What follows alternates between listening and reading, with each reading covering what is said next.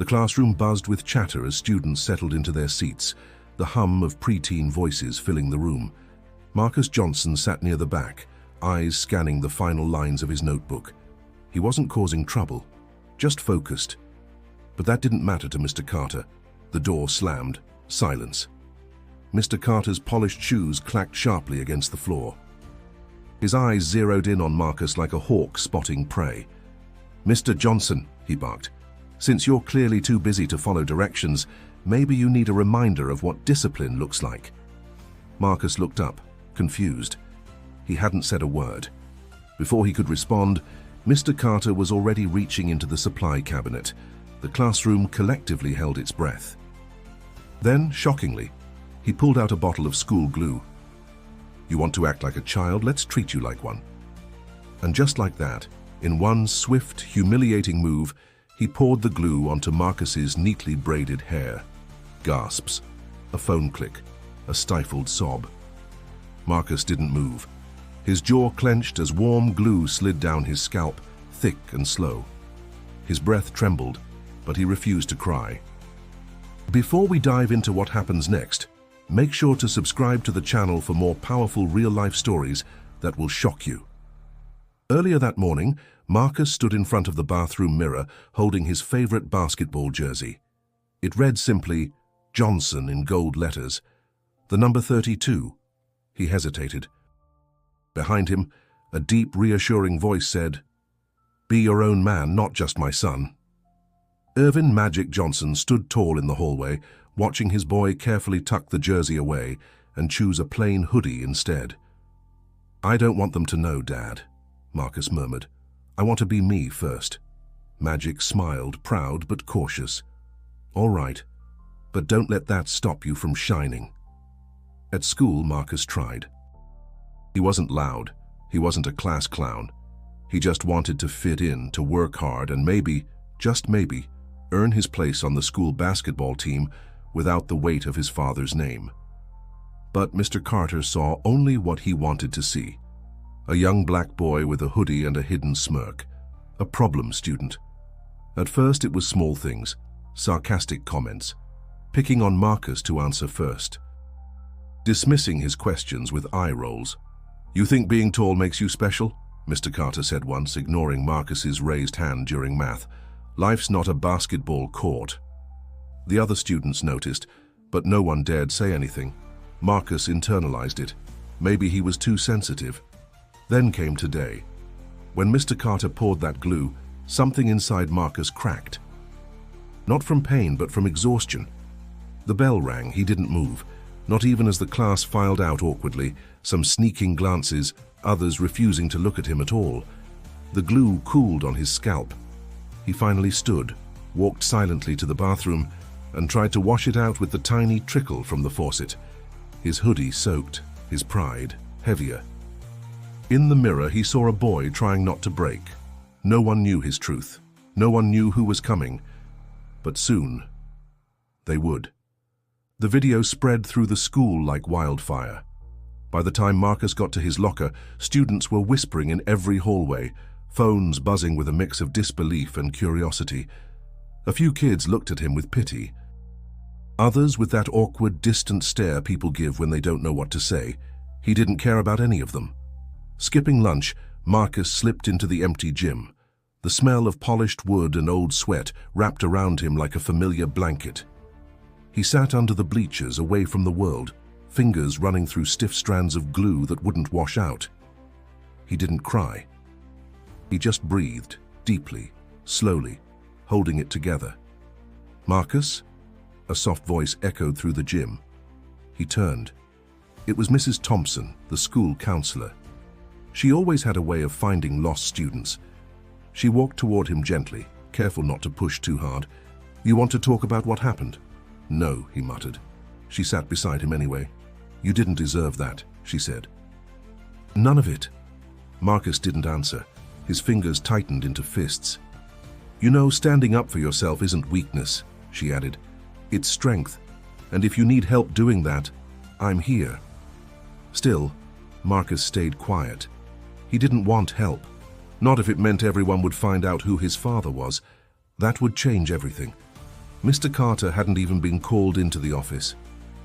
Rumor was the principal had waved it off. Old school discipline, they called it. Misunderstood. Marcus felt invisible, or worse, like he didn't matter. Later that day, after school, Marcus found peace in the only place that didn't judge him, the court. He dribbled alone, the sharp sound of rubber against hardwood echoing like a heartbeat. He drove hard to the rim again and again, as if every layup was washing the shame off his back. In the shadows of the bleachers, another student filmed him, not for cruelty this time, but awe.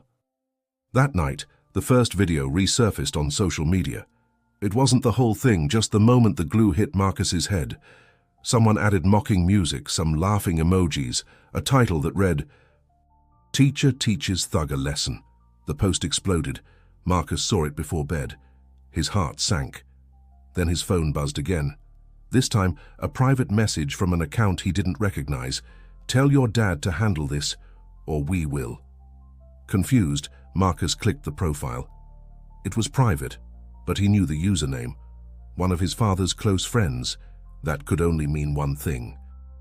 In a dimly lit living room, Magic Johnson sat frozen, staring at the viral video playing on his laptop. It had been sent to him 5 times in under an hour. His eyes narrowed, his fingers clenched into fists. "What the hell?" Cookie, his wife, stepped in behind him. "Is that—" "Marcus," he said sharply. "That's our son." He stood up and grabbed his phone. 2 rings. "Then, Dad, why didn't you tell me?"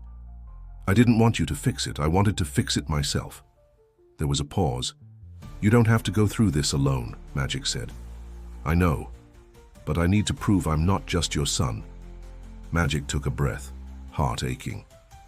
"Okay, I hear you, but if this gets worse—" "It won't. I'll handle it." Magic nodded slowly, though Marcus couldn't see. "All right. I trust you. Just remember, I'm watching, and I'm ready." They hung up. But the game had already begun. Magic Johnson didn't sit idly.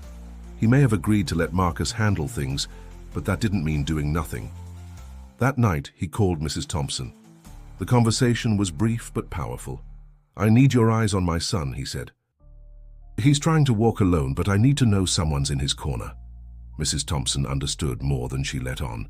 "I'll keep him close, and if things turn, I'll let you know first." Meanwhile, Marcus stayed focused.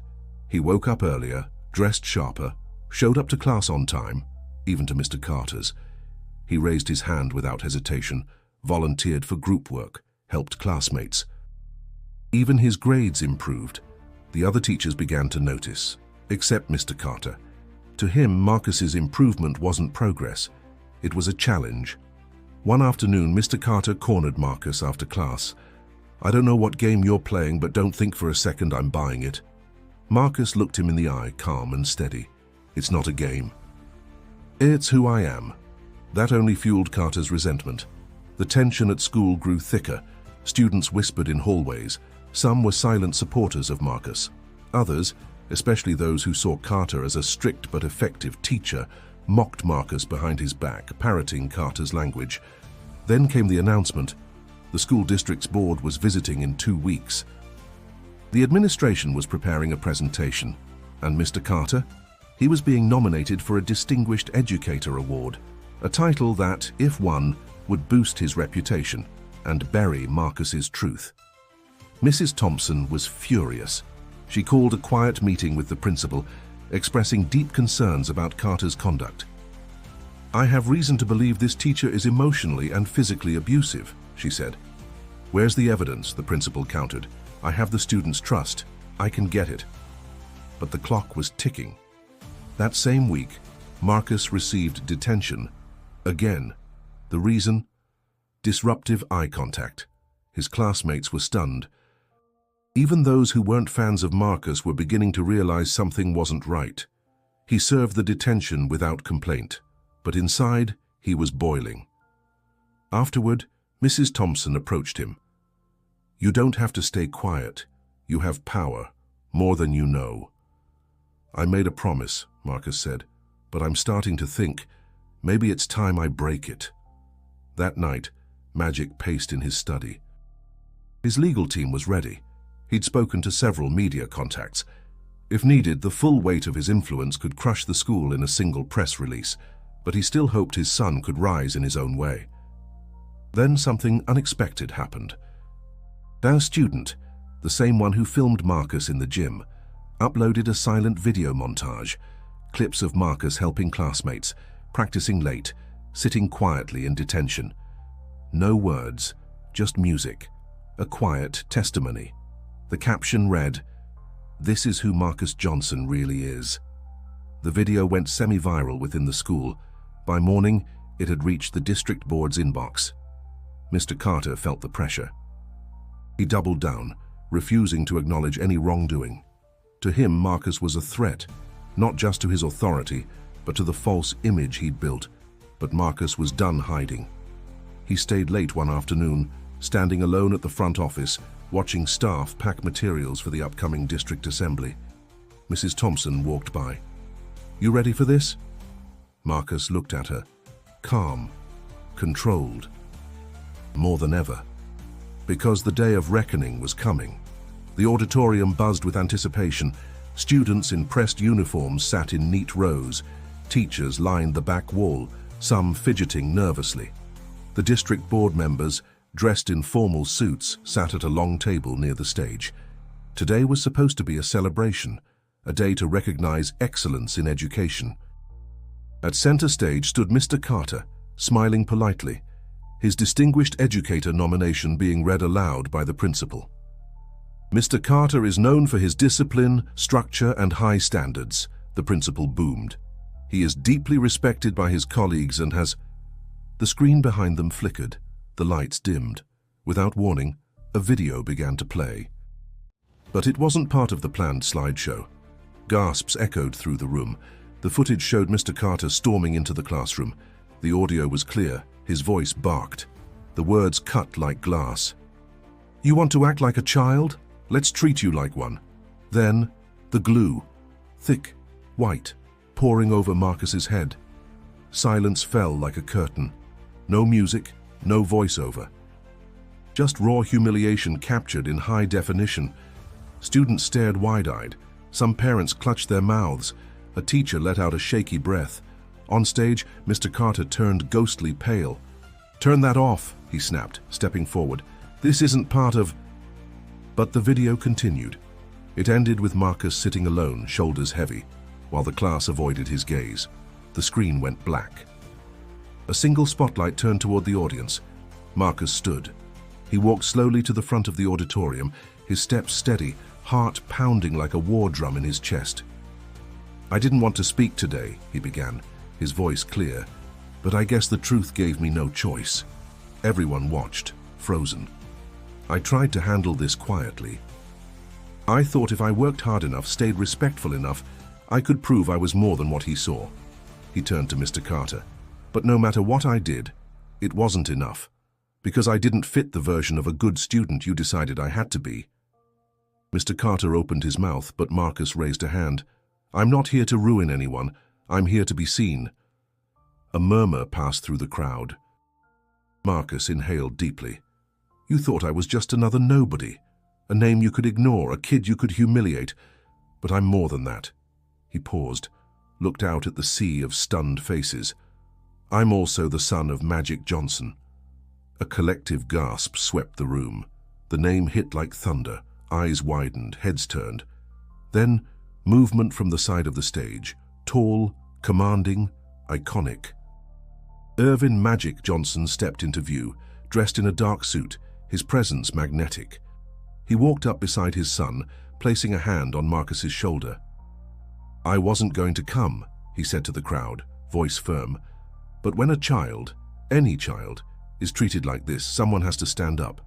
Mr. Carter stumbled back. I didn't know." "That's the problem," Magic replied coldly. "You didn't care to know." The room was dead silent. Marcus stood taller. The fear in his chest evaporated, replaced by power. Not his father's power, his own. Today he had spoken his truth, and the world had listened. The silence in the auditorium lingered like fog. Mr. Carter stood frozen, caught between denial and dread. He glanced toward the principal, toward the board, but no help came. The truth was now public, undeniable. Magic stepped forward. "I'm not here as a celebrity," he said. "I'm here as a father and a citizen." His gaze swept the room. No child, none, deserves to be dehumanized by the people trusted to educate them. Discipline is not abuse, and silence is not strength. Mrs. Thompson watched from the side, her eyes brimming with tears. Students leaned forward in their seats, caught in the moment. Something in the air had shifted. A board member stood and approached the microphone. "We were unaware of these events," she said gravely. "We will be launching a full investigation immediately. Effective today, Mr. Carter is suspended pending review." Mr. Carter's shoulders slumped. His proud posture melted away. For the first time, he looked small. The crowd stirred, whispers turning into quiet nods, some students even clapping softly. Marcus felt the weight begin to lift. Later, in the hallway, students came up one by one. A girl handed him a note that read, "Thank you for saying what we were all too afraid to." A boy he barely knew clapped him on the back. "Respect, man, serious respect. Mrs." Thompson found him as he was leaving. "I'm proud of you, Marcus, not because of who your dad is, but because of who you are." He smiled, his first real smile in days. Outside the building, Magic waited by the car. The crowd had cleared, but a few reporters hovered at the edge of the parking lot. Marcus approached slowly. "You okay?" Magic asked. "I think so." They walked together, side by side. Marcus looked up at him. "I'm proud to be your son." Magic stopped and looked down. "And I'm proud of who you're becoming. You didn't need my name to fight. You used your own voice." Marcus nodded. "But I'm glad you were there when I needed you." Magic pulled him into a one-armed hug. "Always." As they drove away, Marcus looked back at the school. It wasn't just a place of pain anymore. It was the place he reclaimed his voice, his story, his power. Over the following weeks, the story exploded. National headlines picked it up. Magic Johnson's son stands up to teacher abuse. Interviews were requested. Marcus declined most of them. He didn't want fame, he just wanted change. Mr. Carter's suspension became permanent. The school instituted new policies for accountability. Training on racial bias, student-led forums. Marcus returned to class with his head high. His basketball tryouts came weeks later. He wore the jersey this time. Johnson across the back. Not to impress, but to own it. He made the team, but more importantly, he made a mark. In a final scene, Marcus stood at center court during a home game, hearing the crowd chant his name, not because of Magic, because of Marcus. He turned to the camera, sweat glistening on his brow, pride in his stance. Voiceover. Sometimes, the hardest battles aren't the ones you fight on the court, but the ones you fight just to be seen. If this story moved you, don't forget to subscribe for more and click the video on your screen to keep watching powerful stories like this one.